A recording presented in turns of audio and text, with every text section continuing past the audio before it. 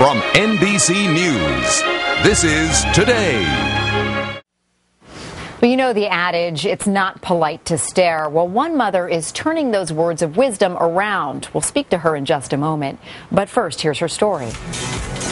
Meg Zucker is an accomplished lawyer and mother of three trying to juggle the demands of home and career. A confident woman who is proud to say she's different.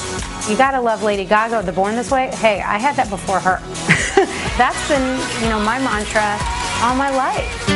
Meg was born with a rare condition called ectrodactyly, or missing digits. She has one finger on each hand and one toe on each foot. Having something that sets you apart, makes you see the world from a viewpoint of, I'm not just like everybody else. It's a phenomenal way to live, and I cherish it.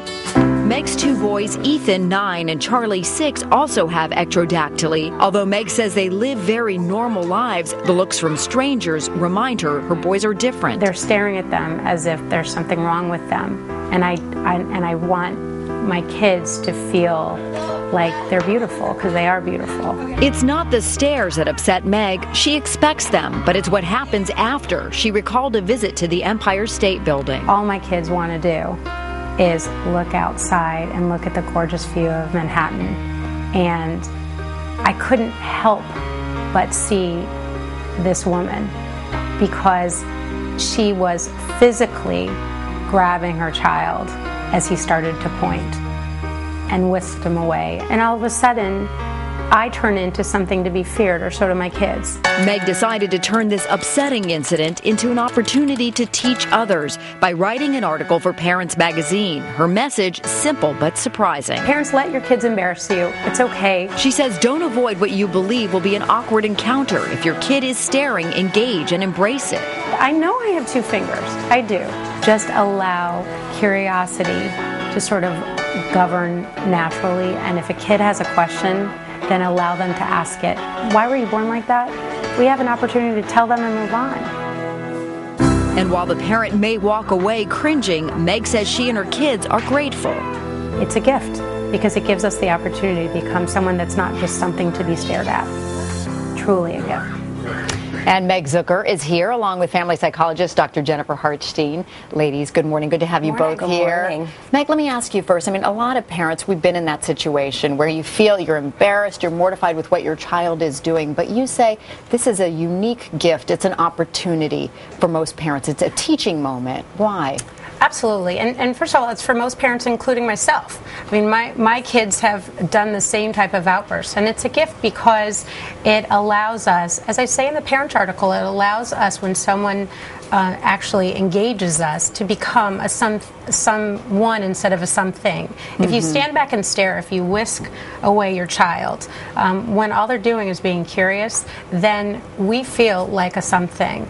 And I say we, anybody with a difference. And it's not just a disability, it's somebody that has a big nose, anything like that. Such a powerful message, and you write so beautifully in Parents Magazine. And Jennifer, let me bring you in. Let's talk about the psychology of what parents are going through in that moment, why it is that we do whisk away our kids.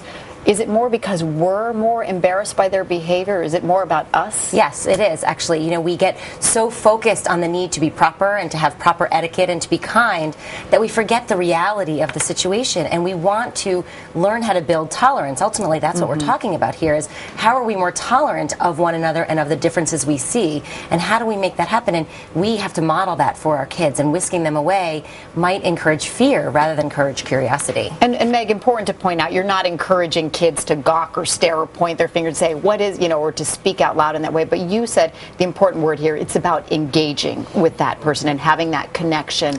So how do you do that? How do you have your child, if your child is afraid to do it, how do you as a parent then go up to that person and teach them what to do? Right, and I'm not encouraging it, but at the end of the day, it's inevitable.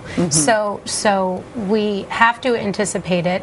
And I think sometimes, look, even if your child is not willing to engage, because they may not be.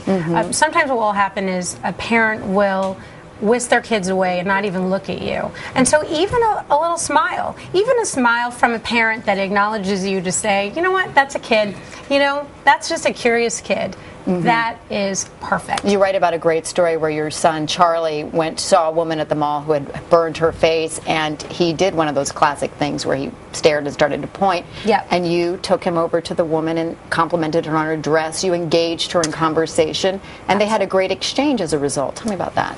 Well, absolutely. I mean, 2 fingers aside, I'm all about fashion. So I saw a woman with a great outfit. I'm going to find out where she got it. Yeah. And that's what it came down to.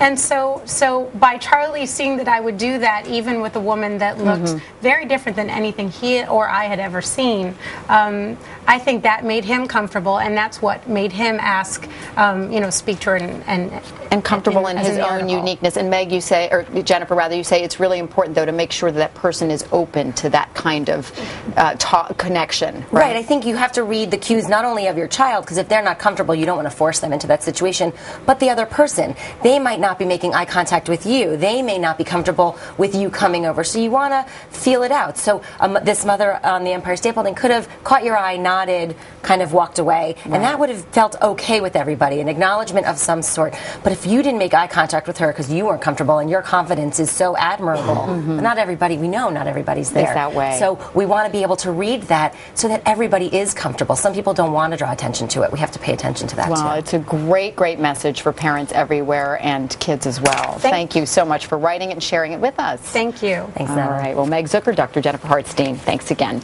If you want to read more from Meg or you want to ask her a question, also be sure to head to our website, today.com. She'll be here to answer them, hopefully. We're back in a moment. But first, this is Today on NBC.